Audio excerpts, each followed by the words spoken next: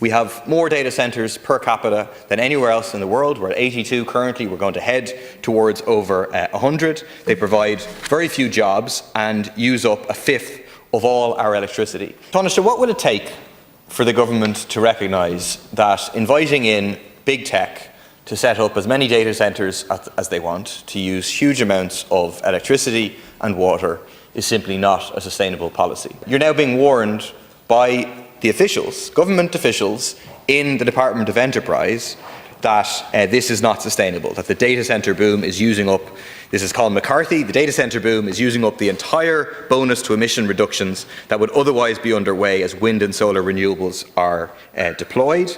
The Minister has been warned that there will not be enough renewable energy to meet demand from data centres. We have more data centres per capita than anywhere else in the world. We're at 82 currently. We're going to head towards over 100. They provide very few jobs and use up a fifth of all our electricity. If we continue to adding more and more electricity demand in the form of these data centres, we will not achieve shifting to renewable energy. When are you going to recognise this? In terms of just focusing on one aspect of this challenge, I think we should focus on the broader picture, which is there are two fundamental challenges: digitalisation and decarbonisation, which we must try and reconcile.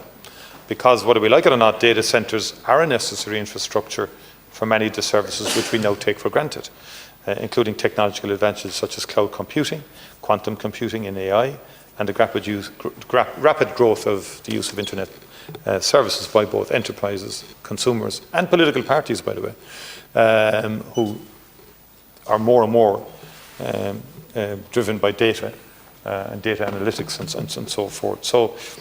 But we do have to do it within the context of the climate challenge.